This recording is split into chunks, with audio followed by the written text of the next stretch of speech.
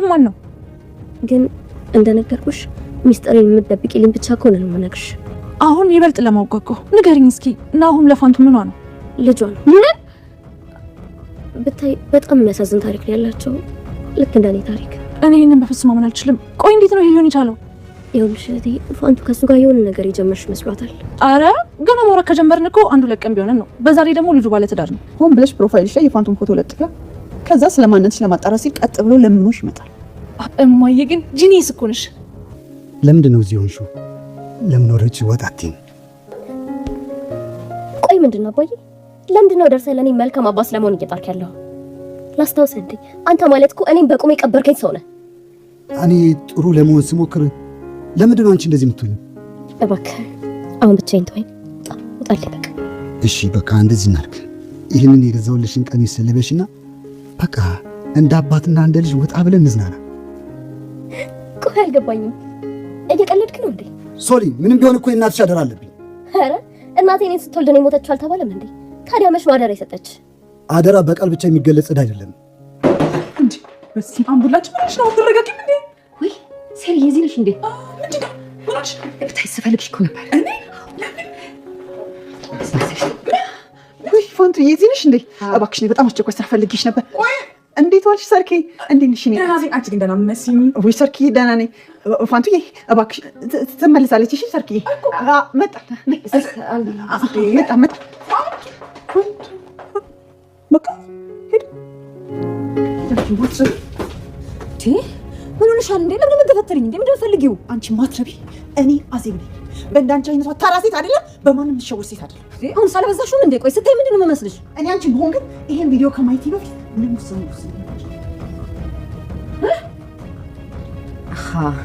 ፓንዶራ ልጄን እያጠመደችው ነበር ማለት ነው።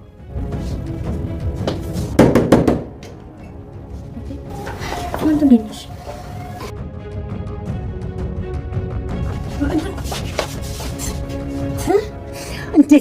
እንዴት አትንገሪ ያልኩሽ ሚስጥር ትናገሪያለሽ? ዝም በይ። ሰማያለሽ? ልጄ አንድ ነገር ይሁንና እንለቀሽ እንዳይመስል።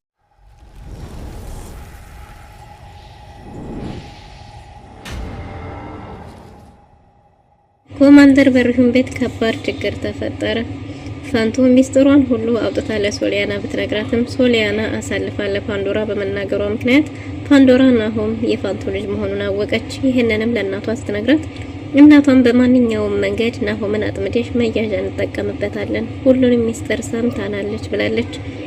ፋንቱ ይሄንን ያክል ትልቅ ሚስጥር ሰምቼማ ዝም ማለት የለብኝም፣ ስለዚህ ለሰርክሽ እነግራታለሁ ብላ ወደ ሰርክሽ በሄደች ጊዜ ሰርክሽ እንግዲህ ገና ምንም ሚስጥሩን ሳትሰማ ወይዘሮ አዜብ እንግዲህ ፋንቱን ከዛ ፈልግሻለሁ ብላ አስወጥታ ጉሮሮዋን አንጠልጥላ ክፍለ ወሩራታለች። ግን ደግሞ ይሄንን ከመወሰንሽ በፊት ይሄንን ቪዲዮ መመልከት ይኖርብሻል እያለቻት ነው። ሰላም ጤና ይስጥልን ውድና የተወደዳችሁ እንደምን አላችሁ? በያላችሁበት ሰላምታችን ይድረሳችሁ እያልን በአዲስ መተናል። በቅንነት ላይክ፣ ሼር፣ ሰብስክራይብ እያደረጋችሁ ቤተሰብ አድርጉ።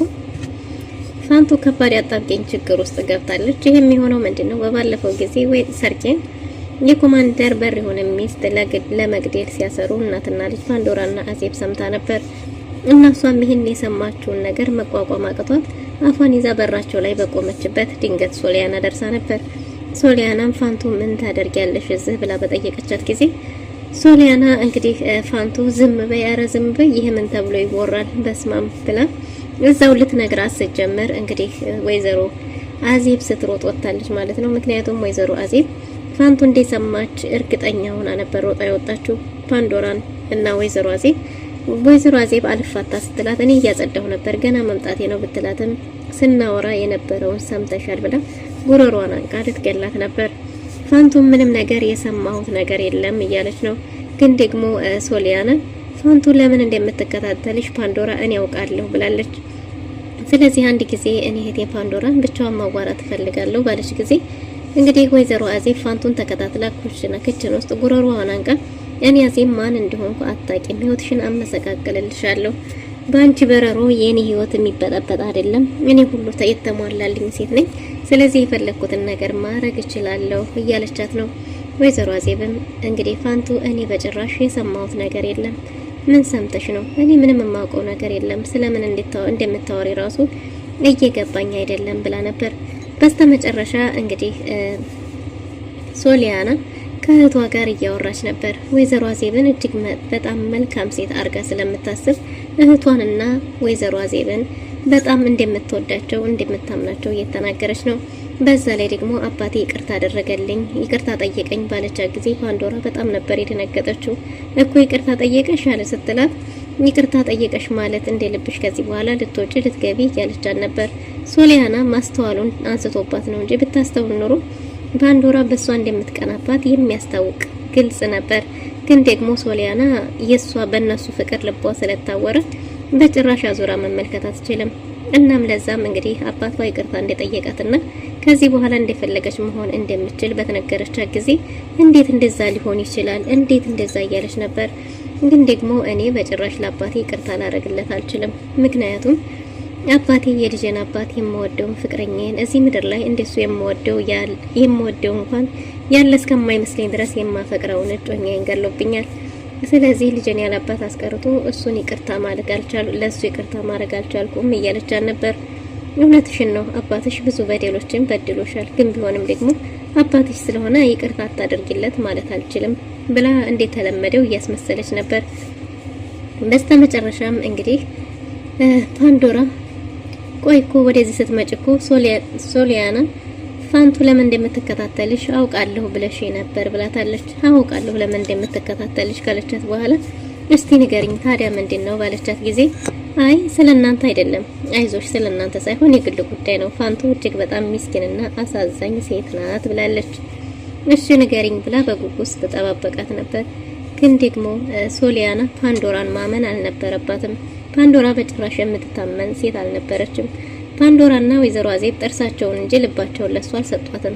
ለሷ እያስመሰሉ ከአባቷም እንድትርቅ ከአክስቷም እንድትርቅ ብቻዋን እንድትቀር እያረጓት ያሉት እነሱ ናቸው። ግን ደግሞ ሶሊያና ይሄንን በጭራሽ ልትረዳ አልቻለችም። አክስቷ እንድትረዳ የተለያዩ ነገሮችን ብትጠቁማትም ጭራሽ ምስጢሩን ሁሉ እየወሰደች ለነሱ ትናገራለች። ሶሊያና ማንም ሰው እንዳያዝንላት በጣም ከባድ ስህተቶችን እየተሳሳተች ትገኛለች። እና ይሄም ምንድነው ይሄን ነገር ስትነግራት ፋንቱ ስታማክራት እሷን እንደ ልጇ ስላየቻት ስላዘነችላት እንጂ በጭራሽ ይሄን ምስጢር ለማንም ሰው አውጥታ አትናገረውም ነበር። እናም እንግዲህ ናሆምን እንዴት እንደወለደችው ምን አይነት ችግር እንዴት ተፈጠረና በምን መንገድ እንዴት ተወለደ አንድ በአንድ የሷን ታሪክ ነግራት ነበር። እናም እንግዲህ ሶሊያና በእርግጥም በክፋት አይተው አልነበረም። ሶሊያና የእውነትም ፋንቱ ስለምታሳዝናት እሷም የእውነት እንደሷ የምታዝንላትና የምትረዳት መስሎን ነበር አሳልፋ ለፓንዶራ የነገረቻት። ፓንዶራ በጭራሽ ይሄንን ለማንም ሰው ልናገር አልችልም፣ በእርግጥም አውቃለሁ የፋንቱ ታሪክ እጅግ በጣም አሳዛኝ ነው። የፋንቱና የልጇ ታሪክ እንደኔ ተመሳሳይ ነው እያለቻት ነበር።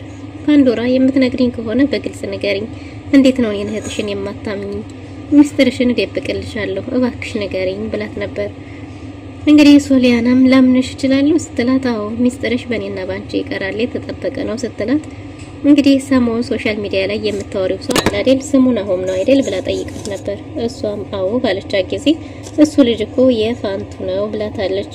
እውነትሽን ነው ብላ ፓንዶራ በጣም ተደናግጣለች። እንደውም እኮ ልክ ነሽ፣ ከዚህ በፊት እሱን ፎቶ አፍጣ ስትመለከት እንደውም ጁሱላ ራሴ ላይ ደፍታብኛለች እና እውነትሽን ነው ብላ ፋንቱ እጅግ በጣም የሚያሳዝን ታሪክ ያላት ሴት ናት፣ ከኔ ጋር ታሪኳ ይመሳሰላል ስትል እሱም የሰራተኛ ልጅ ነው ነበር ያለችው። ያ ማለት ሶሊያናን ለመንካት ነበር እና ከነካቻት በኋላ ይቅርታ በቃ ለእንደዛ ለማለፍ ፈልጌ አልነበረም ብላለች። ሶሊያናም እውነቱን ነው የተናገርሽው፣ ምንም ይቅርታ የሚያስጠይቅ ነገር የለም፣ ግን ሚስጥራችን በእኛ ላይ ይቅር። ያኔ ፎቶውን ስታየው የልጇን ፎቶ ለዛ ነው የምትከታተልሽ ብላታለች። እና ደግሞ እሱ እኮ ባለትዳር ነው፣ በዛ ላይ ደግሞ በዚህ ሁለት ቀን ነው ማውራት የጀመርነው ስትላት እሱን እንደሚልሽም እርግጠኛ ነበረች፣ አዲስ ሙሽራ ነው ብላ እያንዳንዱን ሚስጥር ፋንቱ የነገረቻትን ለፓንዶራ ነግራታለች። ፓንዶራ ሚስጥሩ እንደተጠበቀ እንደሚሆን ለማንም እንደማትናገር ከነገረቻት በኋላ ተነጋግረው ልክ እንደወጣች ወዲያውኑ ነበር ለወይዘሮ አዜብ ሶሻል ሚዲያ ላይ ያገኘችው ልጅ የፋንቱ እንደሆነ ከነ ሂስትሪው በሙሉ ስትነግራት፣ ወይዘሮ አዜብ ደግሞ እያንዳንዱን ነገር አድራሻው ሳይቀር ተከታታዩ፣ ከዛ አጥመጁና ወጥመድሽ ውስጥ አስገቢው፣ እንደምንፈልገው እሷን ለማሽከርከር ይጠቅመናል ብላታለች። እና በምን መንገድ ሊያምነኝ ይችላል ስትላት ስትፈልጊ የፋንቱንም ፎቶም ቢሆን ፕሮፋይል አድርገሽ ብቻ በሆነ መንገድ እሱን ልጅ ማጥመድ ይኖርብሻል፣ ሌላው ስራ ያንቺ ነው ብላታለች። እንግዲህ ወይዘሮ ፋንቱም ይሄን ነገር ሰምቼማ በጭራሽ መቀመጥ የለብኝም የሆነ ነገር ማድረግ አለብኝ እያለች እያሰበች ነው። ፋንቱ ይህን ነገር ለኮማንደሩ ልናገር፣ ለኮማንደሩስ ብናገር እኔ ማን ያምነኛል? ለኔ ማን ያግዛል? ከዚህ ቤት ብባረርስ? ከዚህ ከተባረርኩ ደግሞ ሶሊያናስ ማን አላት? ሶልዬ እያለች የምታዝንላት አሳልፋ የሰጠቻት ልጅ ብቻ ግን ይህን ነገር እያወቅኩ ደግሞ አንዲት ምስኪን ንጹህ ሴት ስትሞትም እያየው ዝም ማለት የለብኝም። ምን አባቴ ባረግ ይሻላል የሚለው ነገር እያብሰለሰላት ይገኛል። በስተመጨረሻም እንግዲህ ፋንቱ ይህን ነገር ይጀማ ከመቀመጥ ለምን ለሶሊያና አልነግራትም ብላ ወስናለች። ለምን ለሰርክሽ አልነግራትም ብላ ወስናለች። ብዙ ካሰበችና ከተጨነቀች በኋላ ይህንን እውነት እያወቅኩማ የሆነ ነገር ሲፈጠር ዝም ማለት የለብኝም፣ ስለዚህ ለራሷ ለሰርክሽ ለምን አልነግራትም ብላ እየሮጠች ወደ ክችን በጨለማ ውስጥ ስትሄድ ሰርኬ እዛ ቡና ውሃ ለመጠጣት ቆማ ነበር። እናም እንግዲህ ሰርኬ በጣም ተደናግጣ ስለነበረ እንዴ ፋንቱ አስደነገጥሽኝ እኮ ምን ሆነሽ ነው ስትላት፣ እኔ እኮ እስካሁን የምየፈለኩሽ ነበር፣ አሁን የምነግርሽ ከባድ ሚስጥር አለ ስትል ገና ሳትነግራት ጫፉን እንኳን ተከታትላ አዜብ መታ ነገሩን አስቆመዋለች። አዜብ መታ በኋላ ታወራላችሁ፣ አሁኑኑ ፋንቱን እፈልጋታለሁ ብላ አጣድፋታለች። ግን ደግሞ ፋንቱ ሰርኬም አሁን እኮ የምትነግረኝ ነገር አለ ቢያንስ ትንሽ ደቂቃ እያለች ነበር። ፋንቱም እንደዛው አይ አሁኑኑ አስቸኳይ ነው የምፈልጋት፣ ከዛ በኋላ ታወራላችሁ ብላ አንጠልጥላ ወስዳታለች። ከዛ በፍቅር እንግዲህ እንደሚያስብ ሰው አርጋ ከወሰደቻት በኋላ ግን ደግሞ ክፍሏ ውስጥ ስትደርስ ገና ከብሩ ጀምራ ነበር እየገፈታተረችና እያመነጫጨቀቻት የነበረው። በዛ ላይ እየዛተችባትና እያስፈራራቻት ነበር። በሌላ በኩል ኮማንደር በሪሆን ልጁን ሶሊያናን በተደጋጋሚ እግሯ ላይ ወርቆ ይቅርታ ጠይቋል። ያደረኩን ነገር ልክ አይደለም፣ እኔ አንቺን በጣም ስለምወድሽና የእናትሽ አደራ ስለሆንሽብኝ ነው እያላት ነው። እሷም እናቴ ገና ስወለድ በልጅነቴ ነው የሞተችው እያላችሁ አይደለም እንዴ ማን አደራ ሰጠህ ባለችው ጊዜም እሱም አደራ በቃል ብቻ የሚገለጽ እንዳልሆነ ተናግሯል። እናም እባክሽ ሶልዬ እስከዛሬም ላረኩሽ ነገር እጅግ በጣም ይቅርታ፣ ከዚህ በኋላ ግን እንዲፈለግሽ መሆን ትችያለሽ። በዛ ላይ ደግሞ ታውቂያለሽ እኔ ባንቺ ልክ የምወደው ማንም ሰው የለም። እናም እስከዛሬ ላረኩሽ ሁሉ ካሳ ለምን ወተን እንደ አባትና እንደ ልጅ ፈታ እንለም እያለ ነው። ሶሊያና አባቷ ይቅርታ ቢጠይቃትም በጭራሽ ይቅርታ ልታደርግለት አልቻለችም። ወይዘሮ አዜብ ደግሞ ለሶሊያና ይቅርታ ተደርጎላት እንደዚህ በነጻነት መንቀሳቀሷ በጭራሽ ሰላም ሊሰጣት አልቻለም። እንግዲህ አቶ በሪሆን ቢለምናትም አንተ እኮ ነፍሰ ገዳይ ነህ፣ የምወደውን ለወደፊት ከሱ ጋር ህይወትን በጣም ብዙ ተስፋ ያረኩትን ሰው የገደልክ ነፍሰ ገዳይ ነህ እንጂ አንተ ለኔ የሞትክ ነህ። አንተ እንደምወደውን ፍቅረኛዬን እንደገደልከው ሁሉ አንተም ለኔ ሞተሃል። ካንተ ምንም ማባበያም ሆነ ስጦታ ምንም የምፈልገው ነገር የለም። ያንተ አባትነትና የኔ ልጅነት ያበቃው ያን ጊዜ ነው። እንደዛ ስለምንህ እያለችው ነው። አቶ በሪሆን ወደ ውጭ ሊልካት እንደሆነና አጎቷ እንደሚቀበላት እዛው ልጇን መውለድ እንደምትችል ነግሯታል። ግን ደግሞ ሶሊያና ከዚህ ቀይ ማንም ሰው ሊያባረረኝ አይችልም። ምናልባት አንተ ጎዳና ላይ ልጥለኝ ትችላለህ፣ ምክንያቱም ከክብረ ሰው ስለማይቀድም ክብረን እንደምትወድ ያውቃለሁ።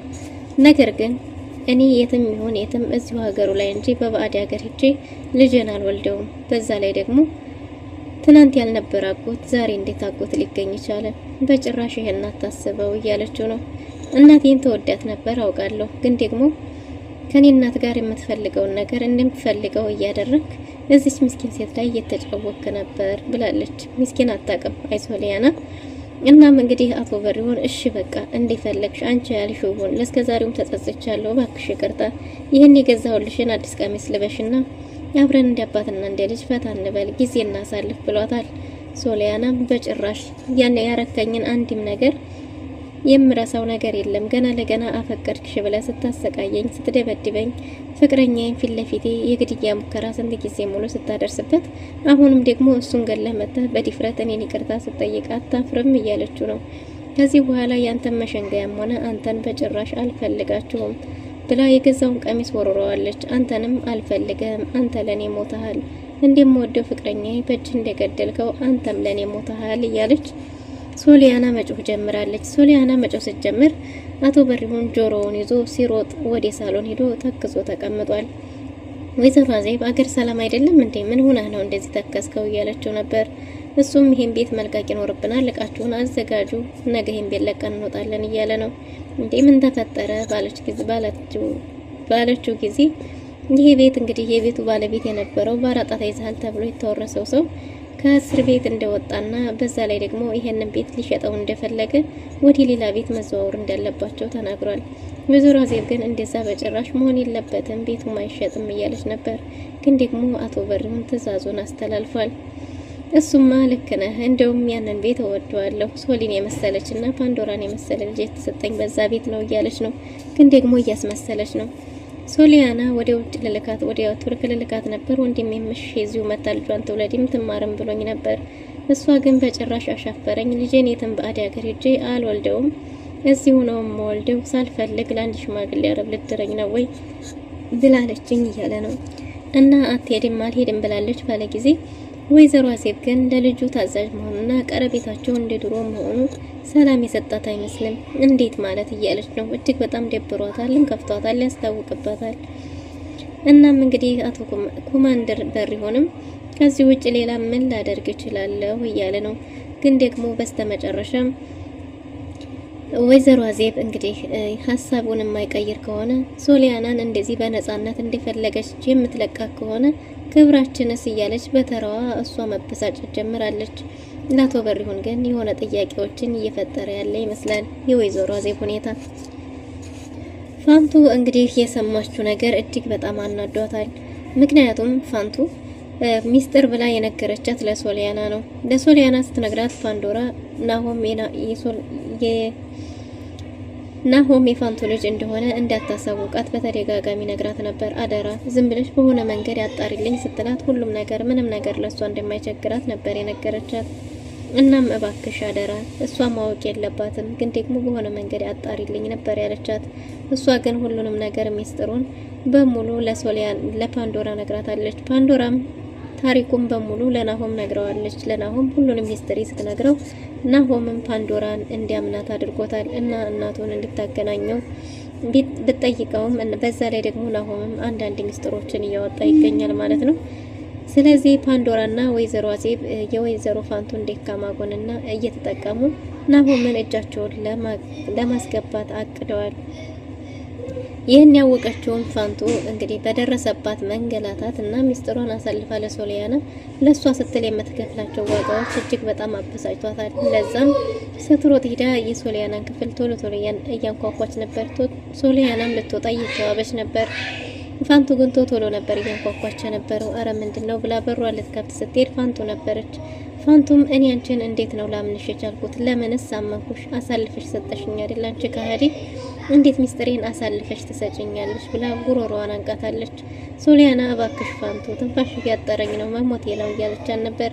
ግን ደግሞ ፋንቱ እጅግ በጣም ንዴት ላይ ናት። ዲብ እንበይ እያለች ጉሮሮዋን አንቃ እንግዲህ ጤል ልታረጋት ምንም የቀራት ነገር የለም። ሶሊያና ይህን ሁሉ ነገር ለፓንዶራ ባትናገር ወይዘሮ አዜብን ፋንቱን ልታጠምዳት አትችልም ነበር። በዛ ላይ ደግሞ እንግዲህ ለሰርኬ የተዘጋጀውን ወጥመድም ልታሳውቃች ትችል ነበር። ከዚህ በኋላ ግን ፋንቱ ይህም ሚስጥር ምናልባትም ለልጇ ስትል ይዛው ከኖረች በሰርኬ ላይ ከባድ ችግር ሊፈጠር ይችላል ማለት ነው። ውድና የተወደዳችሁ ለዛሬ ነበረን ቆይታ የሚመስል ነበር። በቀጣይ እስከምንገናኝ መልካም ጊዜ